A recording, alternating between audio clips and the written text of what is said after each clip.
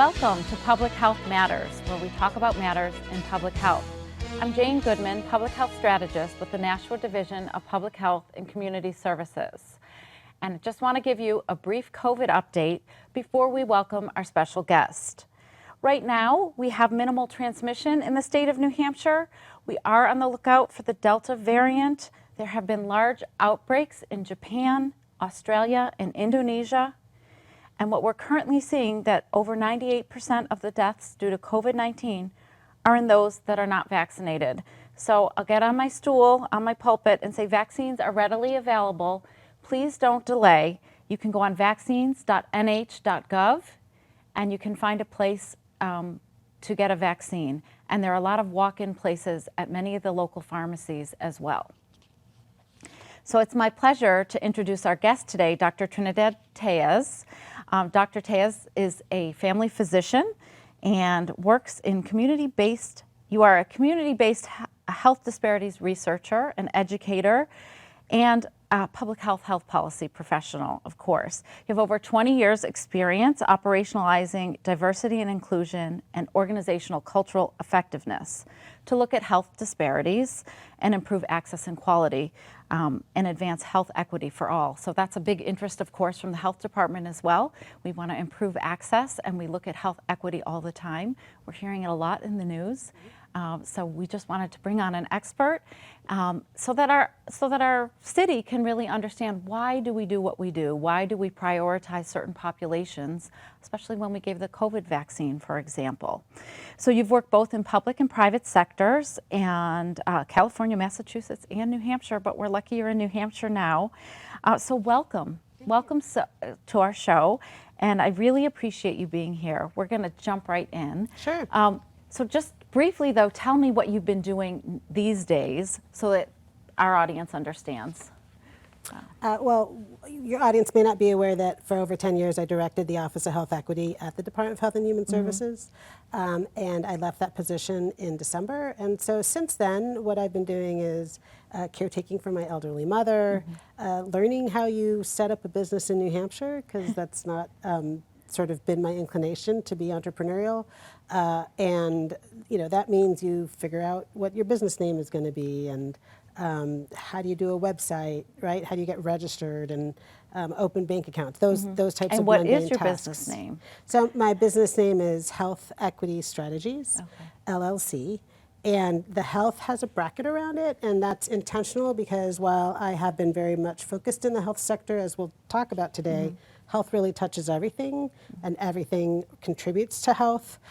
So even though I've worked in the health equity space for 20 years or so, it has also meant working in education, working in environment, working in workforce, working in what we think of as the social determinants. And so I am available to assist with what we think of now as diversity, equity, and inclusion, organizational cultural effectiveness work in many sectors, not just in health, although health definitely is my strong suit, being a physician. Of course. Yeah. Does that explain? Yes, it does. And I'm also doing some teaching. I teach at the Dartmouth Institute for Health Policy and Clinical Practice. I teach in the MPH program there. And doing sort of some scholarship writing, just trying to, and pursuing a lot of passion projects. Yeah, great. Well, we really appreciate you bringing all that wealth of experience and to teach us today. And it's not an easy topic, really. Even before the show, we were talking about like how to present this and make sure that it's clear.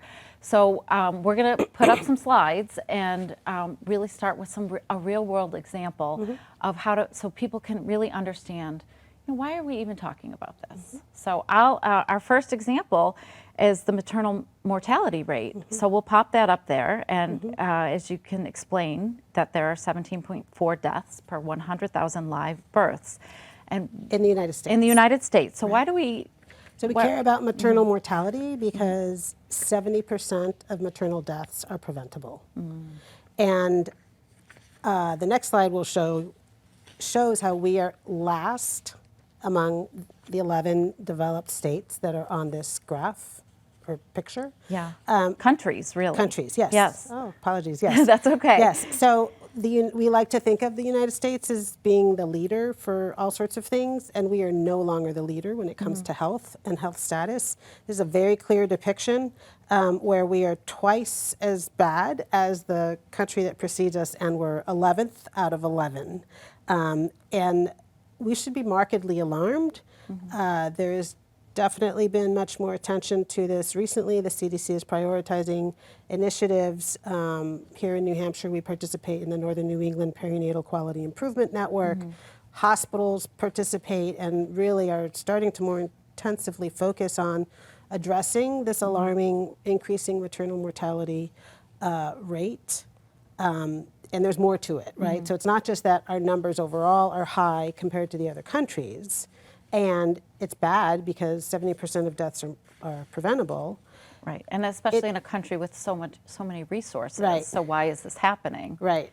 Well, it's multifactorial, so we won't get into the why exactly. Okay, So, but I do want to back up so people understand that maternal mortality means the mother is dying giving birth. no, Or it's death is it within a year Death within a year of having. Okay, so Yeah. I just want to make Yes. sure that we understand that. Yes, and so the next slide shows us one of the reasons why we look at maternal mortality as an indicator that reveals a lot of disparity and inequity. And so this is a slide that in the United States shows what we call disaggregation, which means breaking apart the group. So before we saw it was 17.4 deaths per 100,000 for all birthing people in the United States. Here we see that if you're a non-Hispanic black woman, that death rate is 37.3 per 100,000. More than double the average. More than double. That's incredible. Yes, more than double the U.S. overall rate, and also more than double what is the rate for non-Hispanic white women, and also higher than for Hispanic women. And so this is an example of where you see what we call racial ethnic disparities or differences, which is clear differences. And then we're going to go on in our conversation and talk more about different terminology. But this is alarming. It should be very alarming, Absolutely. right? And so I want to go over a few other slides to expand on what we're seeing here. So that was the 2018 data. It's our latest data that we have available. The next slide is pooled data of pregnancy-related deaths from 2007 to 2016. And in this first slide, we're just looking at non-Hispanic white women. And this time, it's disaggregated or broken apart by education. So we have 4 different education levels. Less than high school on the left, high school, which means high school graduates, some college, and college graduates are higher. And so what we see here is something that we've probably seen before or almost take for granted, which is that there is a social gradient when it comes to health and well-being in this country. So we have, it's very common to see that the more education you have or the more money you have, the healthier you are likely to be. Right. And the longer you are likely to live. And that is very well documented here and elsewhere. And so we think of that as this social gradient where more education is protective. So in this case, clearly, college graduate or higher women are less than half the pregnancy-related death per 100,000 as women with less than a high school education, right? So this makes sense to us. It makes sense. And also when you think about a college graduate having a different kind of job, having health insurance, having more access to care. Right. So there's a lot that goes with it. There's a lot that goes with it, but it's fully loaded, and Yes. this is just education, but there's a lot of implications of your education level and your health. Yes, and again, we'll dive into all those dimensions too. So the next slide then adds in, for each of these education levels, black women and American Indian Alaska Native women.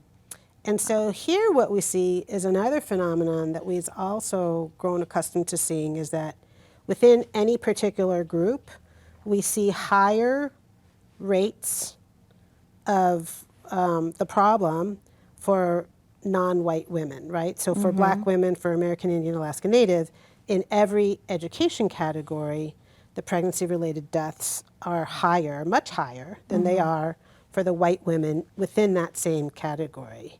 And in fact, in the college graduate or higher, the black pregnancy-related deaths is 5 times what it is for white. And that's why that is, Circled. highlighted with the yellow, because that's what we Absolutely. want to really focus on, that we have grown used to thinking that education provides this protection, and yet we're not seeing that here, and there's a marked difference, right? Yeah. That is very that should be startling alarming. because it's just so low. It's The so blue line clear. is so low, Right. and the purple line is just so, So high, right? in comparison, and Right. and that's really an interesting thing to see. Like like you're saying, the education is not offering any protection So there's more. necessarily. Yes, I The know plot this is very thickens. interesting. So on the next slide, what we see is this phenomenon that really maybe about 10 years ago we started to recognize more clearly, is that even the college graduate black women's pregnancy-related death rate is still much higher than white women who have less than high school. And so it is reinforcing for us this notion that there is something remarkable going on that we're seeing reflected in the US death rates for black women especially. And also because it's really throwing off this fairly well-established pattern or phenomenon that we've grown used to seeing, which is that being higher educated, having more income, better jobs, access to more benefits, that those usually confer additional benefit. And so what is it? What's going on? What is it about being a black woman in the United States giving birth, where black babies die at also much higher rates than white babies? What is going on? And so what we've realized is that there's something particular about being a black individual in this society that gets into our biology. It gets into our bodies, and it manifests as these huge health disparities. And so we don't really have time to delve into Right. all of it right now. I'm just trying to show, like, there are disparities in almost any kind of, diabetes, heart disease, cancer. We see disparities, and you can show disparities not just by race, ethnicity. You can show them by income levels, by education levels, by zip code. Sure. By rural versus non-rural, by people who speak English, people who don't speak English, by people with disabilities, by sexual orientation and gender identity. So there's so many different ways. Sometimes by people with military experience, people with behavioral and mental health and substance use, right? So there's so many different ways that we can try to disaggregate or break apart our populations, because there are sometimes that certain identities or people who've been historically marginalized end up having higher or worse health for different reasons, right? Which we can't all get into today, but we no longer argue the existence of health disparities. I mean, that's when I was a youngster. Right. There would be people saying, "Oh, that's no such thing. You just didn't do your statistics well enough. If you control well enough, that'll go away." And it's pretty clear, no, that disparities are pervasive. So one thing that you made me think of, because that was a big laundry list of potential disparities, in all of these different diseases and different things that contribute to it. So it's listening to that's very overwhelming. So how do you know where to start?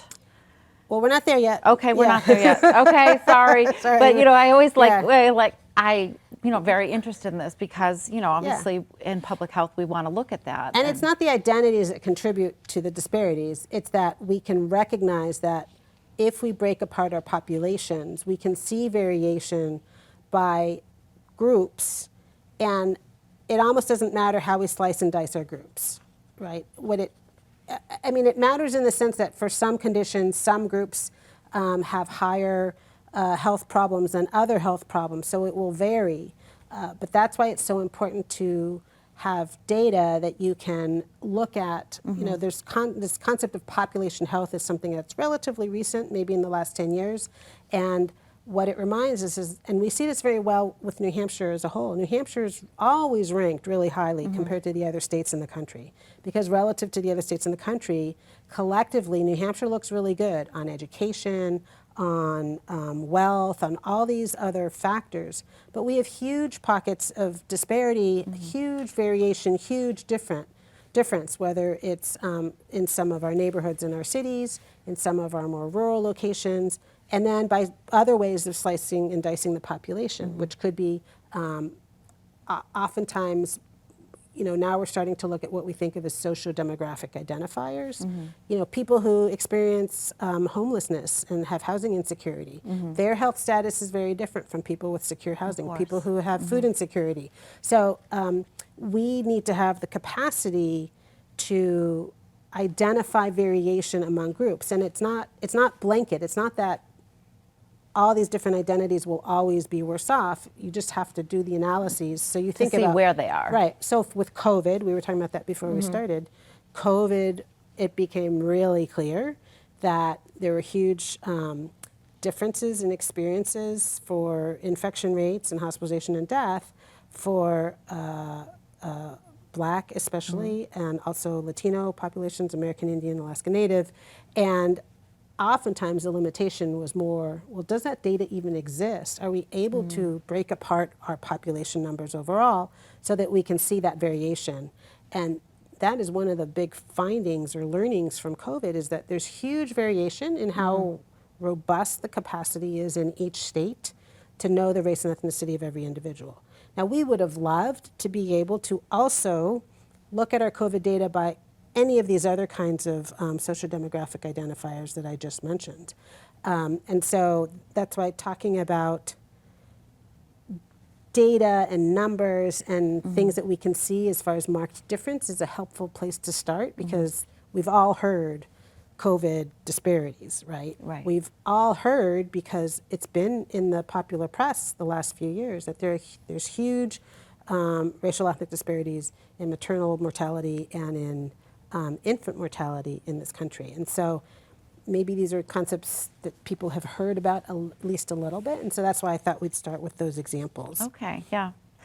So then one of the things I like to try to do, though, is begin to look a little bit further beyond, well, sometimes there's differences, and it's helpful to start to think about, are those differences just we happen to see? Like, we know that male newborns tend to be a little bit higher birth weight than female newborns when they're born. And we know that older individuals tend to be sicker than younger individuals, right? Those are clear differences, but we don't necessarily find them worrisome, right? We sort of understand that, oh, that's They seem sort kind of of obvious, right? Well, it's like a little normal bit. part of like biology and the human condition, right? Our bodies age, they break down with time. So that's called senescence, right? So we don't get offended. But when we see that, for example, there's differences in the rate of nutritional status or the immunization rates between girls and boys, or differences in the likelihood of receiving appropriate treatment for heart attack if you're Black or white, like that, maybe we start to wonder and say, well, what's going on there? Because that doesn't seem right. And so we like to begin to tease out this concept of inequities, which is when the differences that we're seeing between groups, no matter how we choose to slice and dice them, differences that are unnecessary, avoidable, unfair, and unjust. They're systematic, and they're socially produced, which means that they're therefore modifiable. And so I mentioned earlier that 70% of the maternal mortality is preventable. And so it, we start to begin to realize we should feel an urgency, we should feel moved to want to take action on these things that are just, there's something definitely not right about some of the things that happen. Some things happen because, it's life, circle of life, whatever, right? But a relatively healthy young Black woman should not be more at risk for dying in pregnancy than a white woman, for example. And that's really tragic, because then you have a baby born without a parent. Yeah. And that can be Huge, devastating impacts for the family, the community, loss of human potential. So huge ramifications, and we think of the concentric circles of like when you throw a pebble in a lake, of the impacts of any loss, right? Of any unnecessary loss. So let's go on a little bit more. So sometimes when we talk about equity, we have found the last few years that a few graphics have been developed that are helpful to explain it. Now, most of us are familiar with the concept of equality, right? And equality is a fundamental, foundational tenet of this country. And so this particular graphic is helpful. And so I'm going to ask you, Jane, in the top lane. I'm going to test. Yeah. What do you see in the top lane? So in the top lane, I see 4 people with identical bicycles. Yeah. And I see a young woman sitting in a wheelchair who clearly cannot ride the bicycle that she's been given. So they're equal as far as their bikes being distributed, but they're certainly not equal in other ways. The second man has a very ill-fitting bike for him. He's hunched over. He's not comfortable. It looks like his knees are hitting his chin. And the only one that really looks like has the right bike is the third person. And clearly the child is not going to get very far on that bike. Right, right. So in the top lane where we see equality depicted, where everyone gets the exact same thing, which is a bicycle that really only works for one of the 4, right? And so then what do we see on the bottom? So on the bottom, I see equity. I do see we have a special bicycle made for this woman or this young lady who is in a wheelchair. This gentleman, he's got a larger bike because he needs that for his long legs. And we still have our same lady. Her bike worked. So now they all have bikes that have been accommodated to their needs. Right, right. So in equity, we see that people get what they need because everyone comes with different backgrounds and different capacity and different experiences and different needs. And so now, in the bottom, everyone can enjoy the bicycle ride, which is the purpose of giving them a bicycle. And again, this is sort of metaphorical allegory. I never remember, this is illustrating a concept. Sure. And what I think is really important to remember when we're trying to distinguish equality from equity and think of a definition, equity is about equality of opportunity. So we have in the bottom lane, we do have equality, but it's not equality of being given the same bike. It's equality of opportunity to, maximize their ability to, use the bicycle effectively because their needs have been accommodated, because they're getting the bicycle that meets their needs. Well, they can get to the park, they can get to work, they can get to store, and whereas, prior to that, only one of them really could. Right, and so this is, in education, we've gotten better and understanding that children need to be accommodated. Some people bring different kinds of learning and attention needs and ability needs, and so we tailor education to accommodate that. With curb cuts and sidewalks, with door handles that have been changed, with making things more accommodating for people with disabilities, we actually found that a lot of those changes helped everyone, right? And that's another principle of when you start to try to make improvements that you think, oh, it's just for those people, and how come those people are getting that? The reality is it generally benefits everyone in ways that can't always be foreseen. And so there is a really helpful definition from the Robert Wood Johnson Foundation. They put out a 20-page report called What is Health Equity and What Difference Does a Definition Make? And in a nutshell, health equity means that everyone has a fair and just opportunity to be as healthy as possible. Nice. So I like fair it. and just opportunity to be as healthy as possible.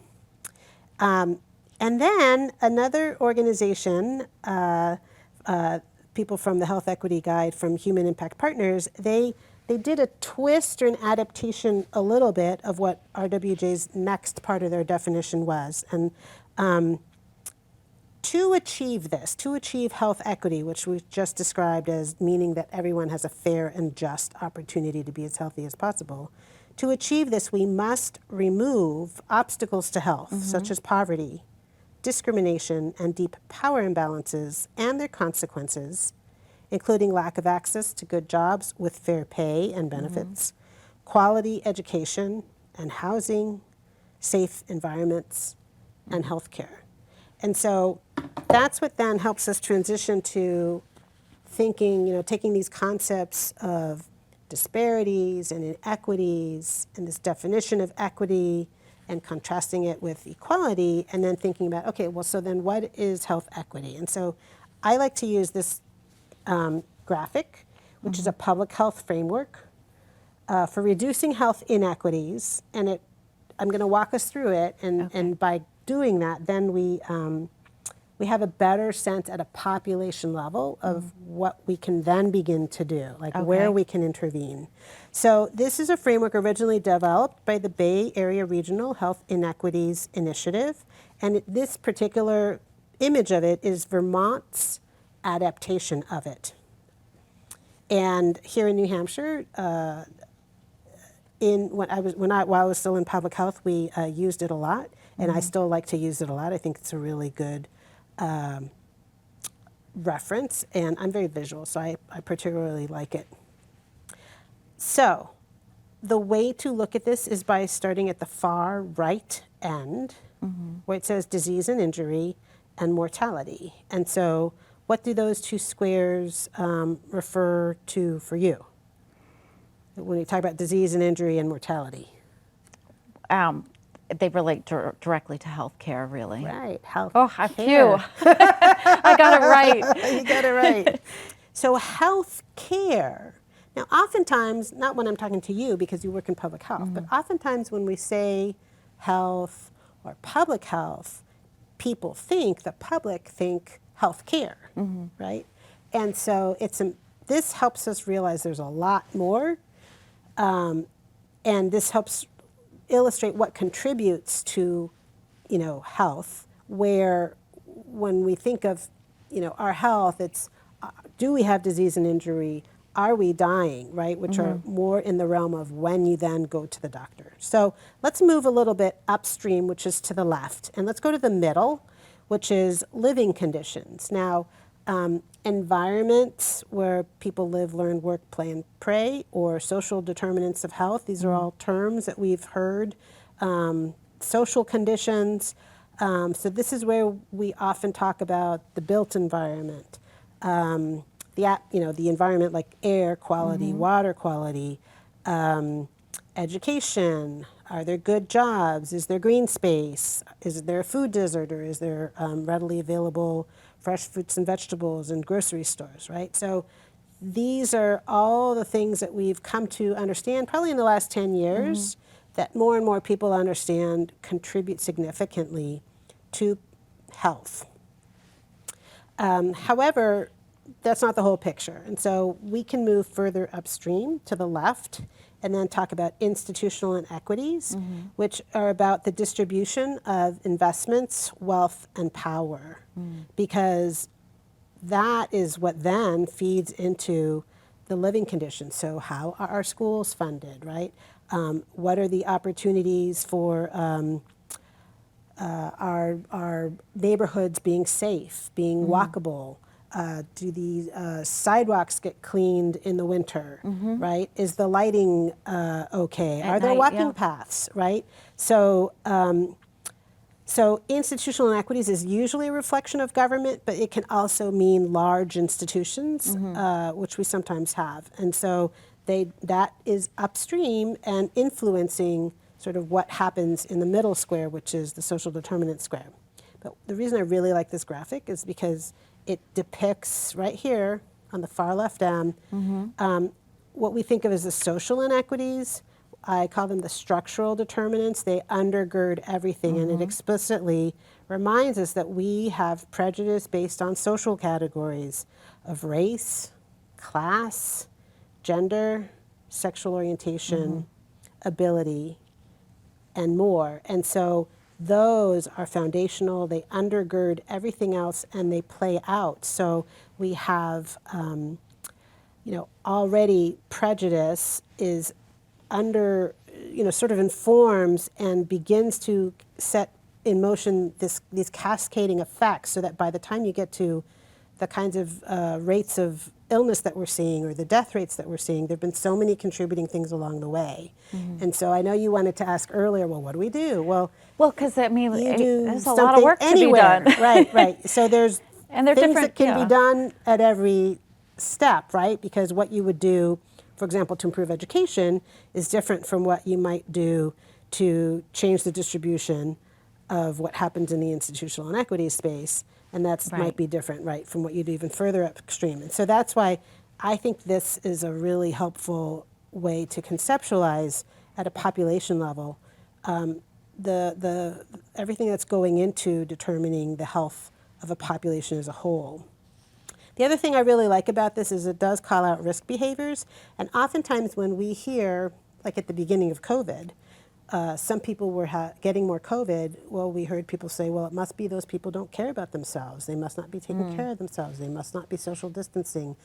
And so, or when we have talk about diabetes and obesity or other kinds of substance use, right? People often blame individuals for risk behaviors that often are very much determined and contributed to by these other factors, right? That are upstream and that are really impacting and limiting opportunity and contributing to what we see manifest as substance use, as other types of individual behaviors. Because if there's no way to walk safely, I'm not going to go for walks, right? And I'm not going to be as physically active. And I often give this example, from a public health standpoint, about living in a neighborhood where there's not good access to food. Yeah. Or you're food insecure, or the stores that you have around, we call them, food deserts. Right. And the impact of that is huge. Right. I mean, you think about a child going hungry to school, right, or someone going to work hungry, and all of those things, are not having proper nutrition, or only having access to junk food. Right. So all of those things contribute to our health and our well-being, right, and it's not health care, but food insecurity, proper nutrition, all of that is very deeply embedded. Right. And I think it's a really concrete example that people can kind of put their arms around. Right. And if somebody might say, well, if they're just eating junk food, it's because they're not making good choices. That's their problem. But there's much more to determining. They may not have had the education to make those good choices. Or there may not be access. Readily available healthier foods, or they're low income. And we know that in this country, the least healthy foods are the most affordable, or the most accessible. And so it's complicated. It is. Yes, it is. It's just a little more of like a concrete example for our viewers. Yes. So what is determining our health? So this is now a more clear illustration of what was in the middle square, what we think of as the social determinants of health. And again, that's not a catchy phrase. So environments where we live, learn, work, play, and pray, or the. We were just saying recently, had this discussion with our director, and I said it's your living conditions. Yeah. It's we've come up with this very clunky term, and I think it's your living conditions. Yeah. It's where you, like you said, eat, pray, stay, work. And so study. The as I mentioned at the beginning, we often think about health care as being really important in determining our health. And oftentimes if you ask just sort of a group of non-health people, they might say health insurance is the most important thing. And, health insurance really matters.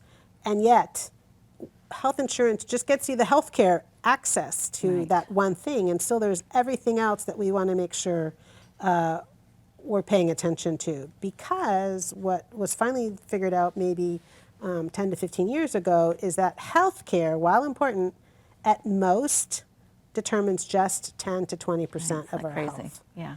Right? And so we want to be focusing on the other things that contribute 80% to our health. And so this I think is a nice graphic. and also the next one, which is the model from the county health rankings that shows that in this model, they think of clinical care as contributing 20% to health. I don't have a good graphic of, there's other people who've decided it's just 10%.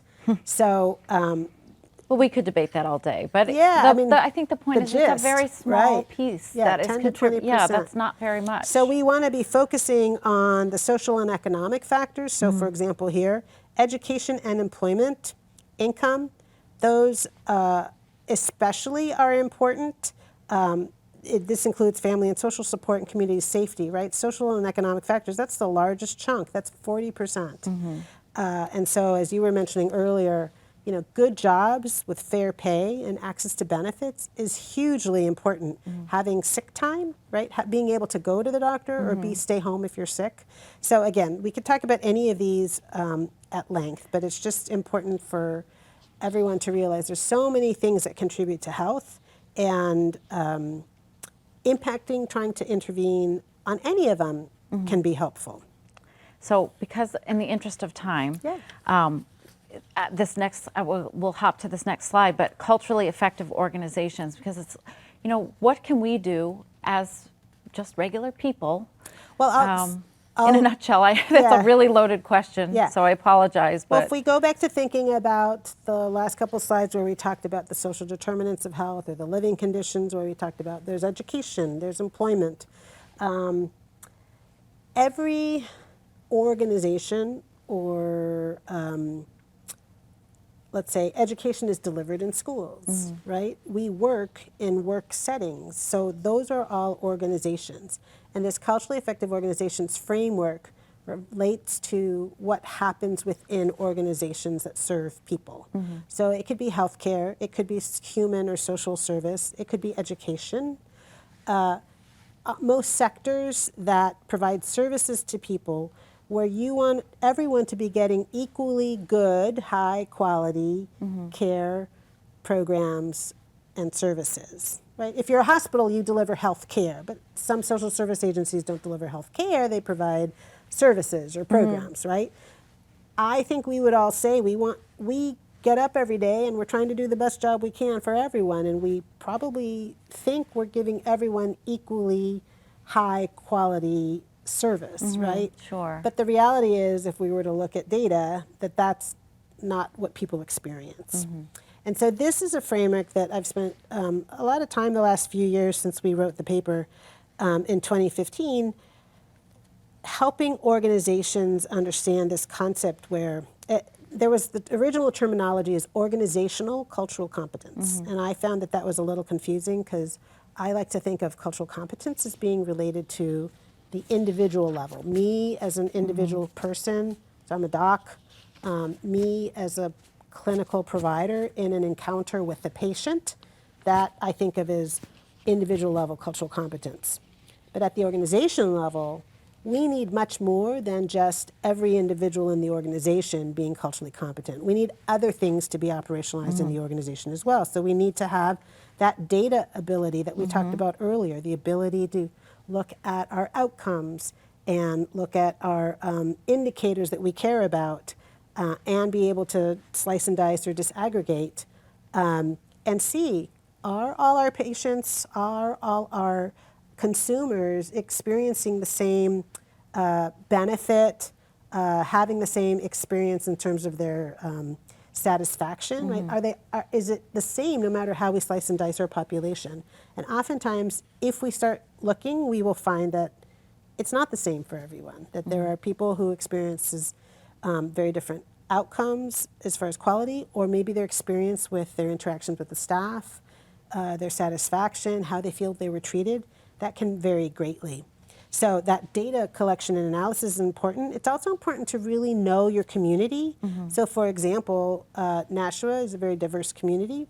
And so knowing that the community is diverse then helps us know that in this other bubble or element of workforce diversity and inclusion, it would be nice if the organizations in Nashua all had staff that mirrored the diversity of the community. And so I can say we do have that at Public Health. Oh, I'm very I know. pleased. Public Health is doing a wonderful job. And so this concept of workforce diversity, you need to have the data capacity, right, to know your population, your service area. And then also, you would want to know what are the languages that you need to be able to have capacity for. So that's language and communication access. Not every organization can hire bilingual staff that speak every language that is in the community, but every organization should have a plan in place to be able to accommodate the language access needs of anyone who walks in or anyone who calls. And that is very doable. You can get an over-the-phone interpreter within moments. American Sign Language is a little bit harder to get in person, but now we have video remote interpretation, so people often have iPads or computers or even the telephone through which you can get ASL interpreters, because American Sign Language is a visual language. Staff cultural competence is what we usually think of. We used to maybe talk about, I don't know, cultural sensitivity, cultural awareness, cultural responsiveness, cultural humility. There's a lot of different terms. There's also, people more and more are talking about implicit bias, and this ability to navigate interactions with other human beings across difference. And what I've started thinking a lot lately is that the reality is any interaction with another human being is a cross-cultural interaction. Because you are very different from me, and you have dimensions of your identity that I can't tell just by looking at you. So just because we might think we look the same doesn't mean that we're similar, right? And the converse, we may look very different and have a lot in common. And so the skills that you can develop, some knowledge that you can work to improve, we think of cultural competence as being a lifelong journey that each of us as individuals should be hoping to try to undertake. And if we're working in an organization, our organization should be investing in our professional development, right? They should be supporting us in our learning, just like if we're in a hospital, we have to do infection control, or maybe we have to do IT training every year, right? So it's important for the organization that all staff are learning and improving their own individual cultural competence as well, right? Because it means when staff interact with each other and when they interact with clients or people who come in or patients or consumers, everyone will have positive interactions. So I don't have a sense of our time. Well, I'm going to wrap up because there's so much to talk about. This is such a loaded topic. It's so interesting. Well, let me just point out that this next slide is just sort of how you learn more. Yeah, that's exactly what I was going to say. Because so we have a work group some resources that I and a few other people help lead. And so our website is www.equitynh.org, and we have the Culturally Effective Organizations Work Group, where we spend time trying to help develop materials and resources and support organizations and how to learn more about this particular framework. And then the other thing I did want to point out is that I was very privileged to lead the team that wrote this report last year for the state, and we called it the Initial Report and Recommendations. And Bobby Bagley, I was very privileged to get to work with as well, your director. And so there are 11 strategic pillars, 64 recommendations. There is a lot packed in. There's a lot in that report. I have read it. Yeah, all 49 pages. There's a lot here. And this is not just to the governor. This is a report that was to all the people and organizations in New Hampshire with a lot of information about these questions that we've talked about today, right? Like, what are some things that can be done? And so we today touched on data. That data is talked about extensively. The Culturally Effective Organizations Framework is talked about. There's just a lot here. And so I think it's hopefully a useful wealth of resources that I hope people can find useful.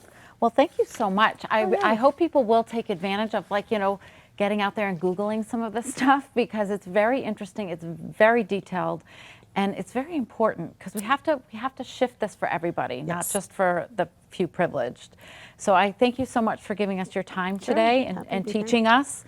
And we'll have to have you come back, because there's so much more. Well, each of these is a whole other conversation. Right, and we knew that going into it, but it's good to get people aware. And so, again, thank you, Dr. Trinidad Telles. And I just want to remind our audience that vaccines are still available, vaccines.nh.gov. Go get yours today if you haven't already, or if your loved ones haven't. It's very easy. You can walk in, stay healthy, be good, and we'll see you next time.